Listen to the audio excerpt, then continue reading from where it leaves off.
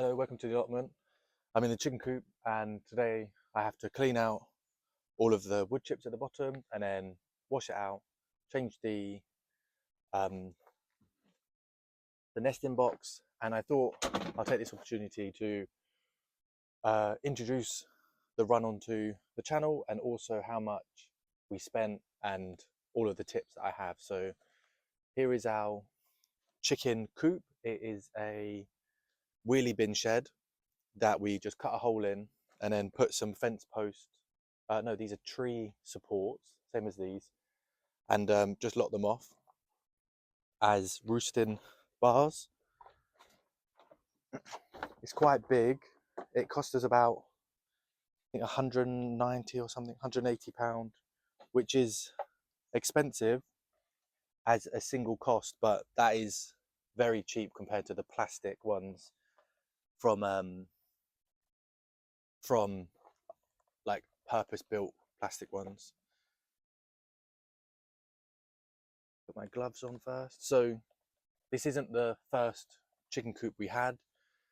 We did have a wooden one, but it's not worth it in my mind for mites. Mites like to hide in all the little crevices and everything, and it's really hard to clean out. No eggs there today. We started off by getting 5 rescue hens. I don't know if you can see her behind me. Oh, she's behind there. We got 5 leg bars, and then that cost us about £20 from the hen rescuing association. In total, I think we spent, from grass to chicken coop, it was about 700, maybe £800 from nothing all the way up to having eggs. And then from then we bought 2, I don't know if you can see them down there. We bought 2 cream leg bars from an online breeder, and then a year after that we bought 2 more Devonshires from the poultry farm or something. But in that time we lost 2 of our rescue girls. That was just to old age and just bad health. That brings me to say, if you are thinking about getting chickens, I wouldn't recommend buying or getting the rescue hens, just because in our experience they've just never been that healthy after we've rescued them. They've always sort of just had runny poo. They've never really perked up massively, and we know it's not because of us, because they've lasted 2.5 years. And a lot of people who rescue chickens say prepare for them to die in a year if they've lived in bad conditions. And our girls were from a free range farm, but they came missing feathers and everything, so they didn't live the best life, but they are still surviving now. We've got 3 out of the 5 and they're doing well. Like I said, they're not as healthy as the other chickens, but they're still all right. They still lay eggs, which is very nice. The chickens that we do have, the cream leg bars, lay a blue sort of tinge of egg. The leg bars lay white eggs, and then the 2 Devonshires, we've got a Devonshire bronze, which lays a brown egg, and then we've got a Devonshire sage that lays a green egg. So it's a bit of a variety. The most consistent layers are the leg bars, but recently, just because they're getting old, they're stopping down, so we might get 1 every 3 days, not 2 a day from 3 hens. The bedding that I'm using is from the range. and it's just a cat litter compressed wood chip, wood bark, sawdust, and then I also use that as well inside the chicken coop. So I just pre-soak it, and it just becomes sawdust again, and they seem to like it. It hasn't really given us much issue with red mite or anything, so that's good. The chicken run itself is 3 by 6 meters, and then the allotment as well, I think, is about 15 by 25 meters maybe.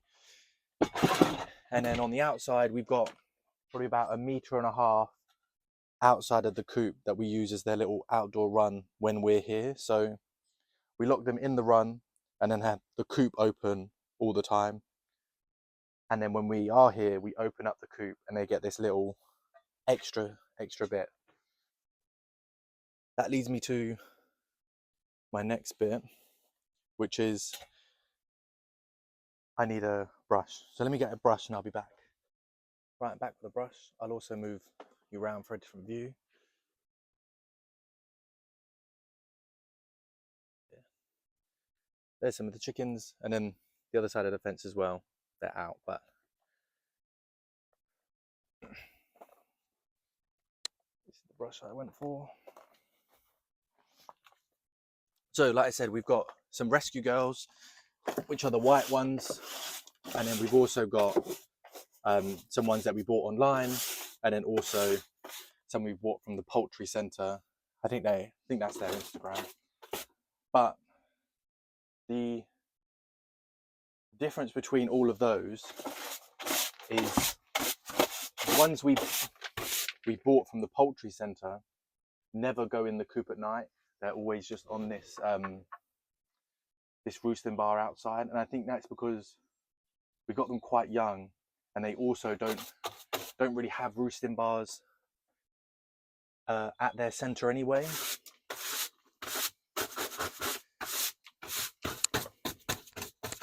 Which is something that I'm not too keen on, because we leave them at the allotment on their own a lot. Maybe if it was in our garden and we could watch over them, but they are literally alone when we're not here. So the foxes have tried to get in. We've never had a casualty from a fox, but because the coop is open all the way around, when the white girls were here, and the newer ones when we first got them, we didn't have any of the shade cover behind, and the foxes would just run around, and because they were just in a barn, they didn't experience that, so they would run around as well and make loads of noise, which meant it was a game for the foxes.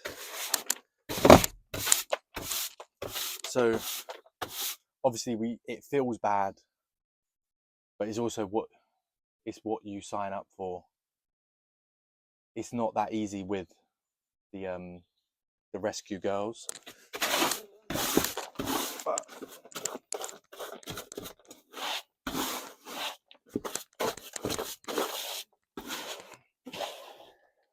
Let's talk about the food. We use Marriage's feeds, which is expensive compared to the others. So we pay about £21 for 20 kilos of food, and you could get 20 kilos of food for as little as, I want to say less than 15, but I know if you get a multi-deal, you could probably get them less than £10 for 20 kilos or something at a farm store. But I think the times that I've swapped their food, the Marriage's food has definitely made them lay more consistently through winter. And I first noticed that when I changed over for the worming food, the Highgate food that I gave them, it basically meant that we had no eggs for weeks, 6 weeks, I think. And then that moves me on to types of feeders. We have this granddad style feeder now, it's got like a pressure plate, but we've had in the past, these types of feeders, admittedly, I was just trying to save money, and that's why I bought this one at the start. And food would go everywhere. I've had it sitting on the floor. I've hung it from this pole here, and I've also hung it from the ceiling as well. Also hung it up here, and then they would feed from it from the top of the coop, which I knew they're there because there was poo on the top, but just the rats. Again, we're at the allotment. There's nothing I can really do about that if there's food out. And then I bought one like this with little legs, and I've hung that up everywhere. And honestly, I went through 4 kilos of food in like a week or 2 weeks or something, and it was just ridiculous. So we spent the money and got the pressure plate feeder. I think it's called the Feedomatic one. It's silver and green. Everyone's seen it. And it's probably made 20 kilos last at least another 4 weeks longer. So we have it on a subscription basis with Amazon, and we set it up for every 3 weeks at the beginning, and now it's every 5 weeks, and we have to push it back a week or two because we still have some feed left. I'm currently using the pink stuff spray because on the chicken keeping group, they said that this kills the mites on contact. So I just spray it down, making sure to get it in all of the creases. These roosting bars turn as well. Again, these are just wood stakes that I've drilled 2 holes in at 2 different levels. And yeah, I feel like it creates a good circumference for their foot. I would probably say, if you're thinking about getting chickens, join the groups, but just read it first without posting, because they are very negative in their responses.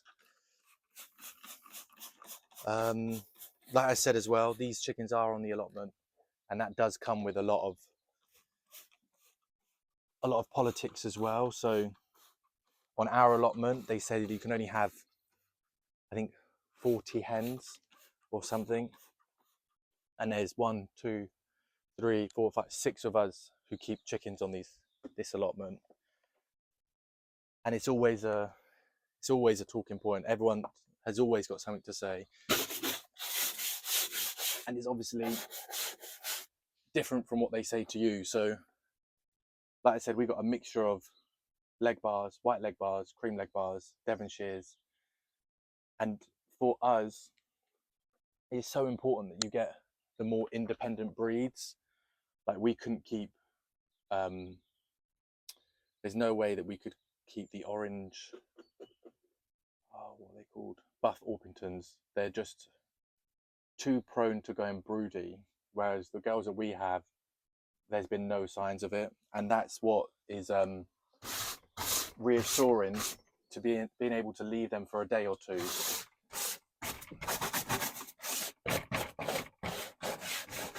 I think the most that we've left them is probably a week, a full 7 days without seeing them, and they've been fine. It's probably not recommended, and I wouldn't ever plan on leaving them that long, but if life happens, there's nothing you can do. We do have really good neighbours close by, and they've always had our number to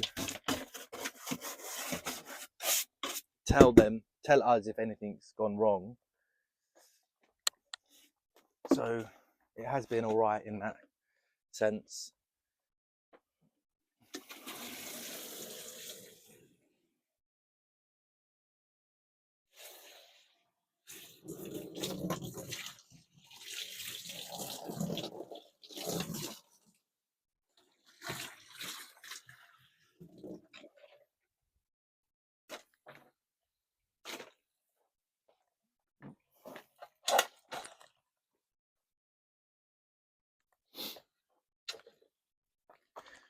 So it's basically clean now. I could probably clean it a bit more, but I've got some other stuff to do today. I would recommend the chicken nesting boxes we have are just normal plastic boxes with holes cut out of them. I would definitely recommend just going out and getting the bigger like pyramid style one. Everyone knows, if you go into a farm shop, you would have seen them. They are more expensive, but I think cleaning them, and these birds are medium to large ones, they're just a bit more comfortable in them. And even in this small box, I find 2 hens in here all the time, which just means as soon as one of the eggs crack, that's it, they're just going to start pecking at them. So do yourself a favor and just get the bigger one.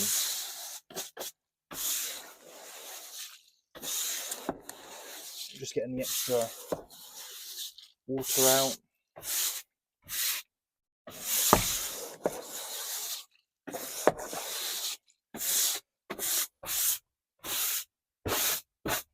Again, I'm not too bothered because it is the compressed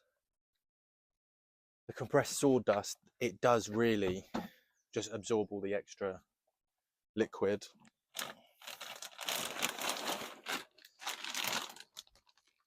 And then the first thing I do, fill up their nesting box with a few handfuls of the pellet.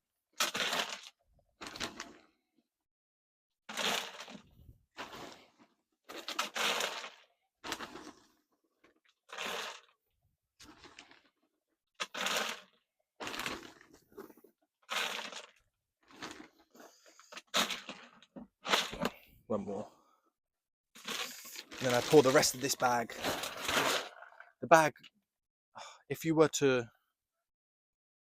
really scoop out the extra poop and everything, you could probably make it last 6-7 weeks, but we're coming off summer. And the last thing I want to do is harbour any mites or anything more than I have to. So that's got some pellets in there. I add some water. Then with my hand later on, I'll break it all up. This one, whole bag goes in. This will go on this is on the compost heap in a minute. But I'll wait for, all I do now is wait for this and then just crumple it up and then just put it all back together. What I can do is I will leave you with a view of the chickens. This is one of the rescue ones. She's going through molting, so she's a bit unhappy. But I will leave you with some seeds with them, so you get to see everyone.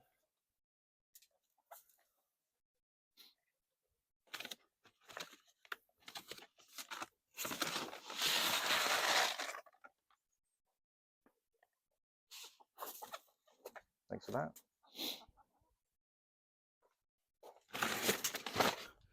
Right, thanks for keeping me company with doing the chickens. There's one last thing that I recommend is buying a fishing net as well. I got mine from Argos. It was at £15. It's 50 centimeters wide in a triangle. It extends to 180 centimeters, and that just means catching them is a lot easier and it's a lot less stressful. Yeah, that's it. I'll leave you with these. I'll leave the mic there for you. Enjoy that, and I will just keep cleaning out the coop.